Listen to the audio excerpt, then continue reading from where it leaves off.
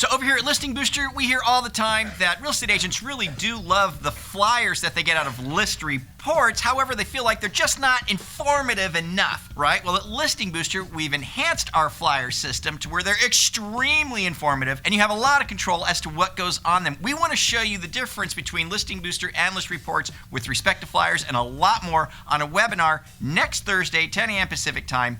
Register for it. Don't miss it. Click the banner you see right here over on your right, or right down below you see the banner there where you can register, or on the link here in Facebook somewhere you can register. We'll see you there. So remember as a kid being told that if you take a penny and you double it every day, that you'd have over $5 million by the end of the month, and being awestruck. I was. So consider this. 3.1% of homes sold in the third quarter went to iBuyers in 18 U.S. markets, up from 1.6% a year earlier.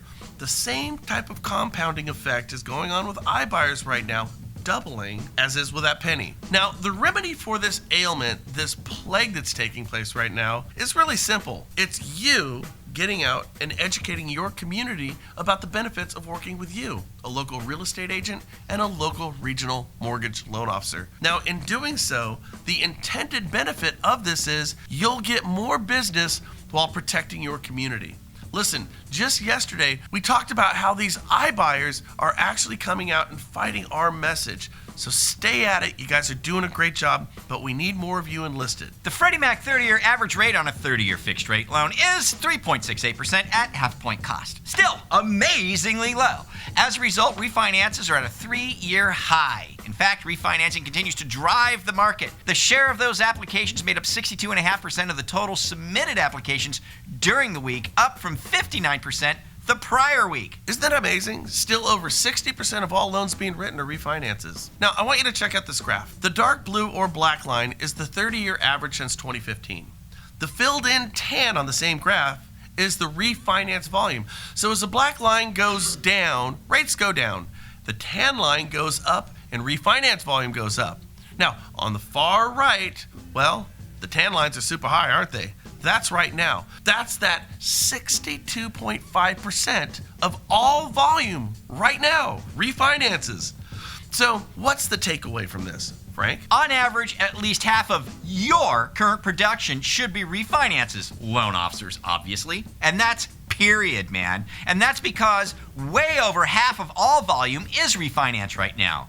Those are your past clients, man. If half your volume is not refinances right now, that means someone not named you is refinancing your past client database. Simply put, it's lost business for you. Now, over here at the National Real Estate Post, being frank, we're not big on being a refinance sweatshop. There's no future in that. That's kind of like the gold rush. It's boom or bust. And we've seen companies, big companies, bust.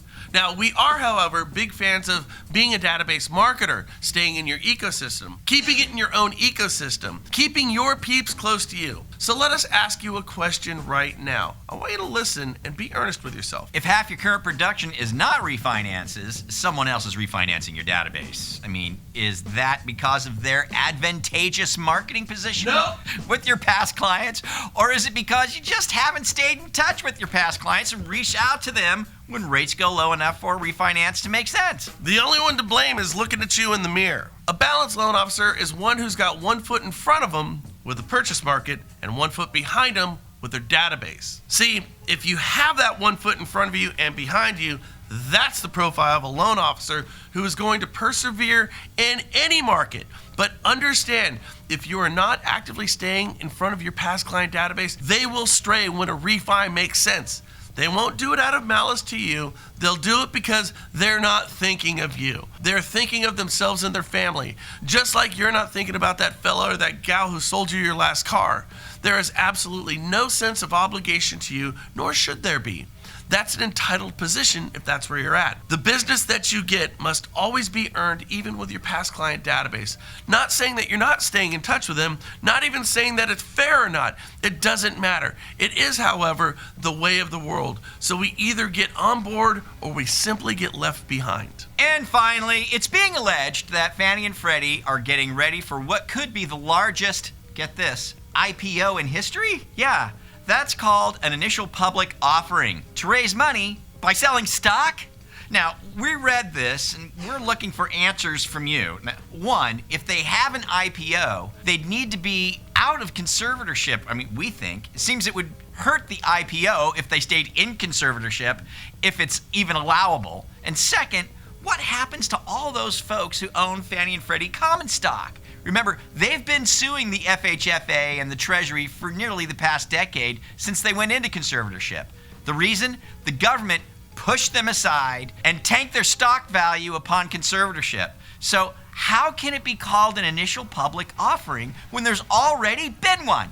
What happens to those folks who've owned Fannie and Freddie stock for the past 30 years?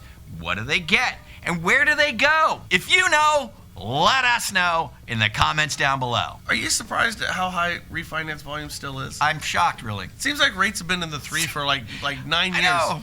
It's just like, you get little bumps. Every time there's a bump, those are future refis. You know that, right? So you get these little bumps along the way, and then when they come back down, you just get those guys. So it's pretty amazing. Pretty amazing stuff. 62.5%. And it really is. It's not going out there and being a refinance loan officer. It's about taking care of your clients. Yeah. And you got to do both. Like you said, you got to have one foot going forward, one foot, looking backwards. But you got to keep that one going forward. And if you at all stay in times. your ecosystem, you could carve out a really, really comfortable living for yourself. Yeah, they're all rich. All these LOs, they're just loaded right now looking at us like eating turkey like, Frank and Brian. That's what's going on. I know. I think you're right. Hey, you guys have a great one. Do us a favor, click the Facebook button right down here and share this and start a conversation. Maybe get some deals out of it. Forward, share, and subscribe for free. We'll catch you later here at the National Real Estate Post. Bye. Bye.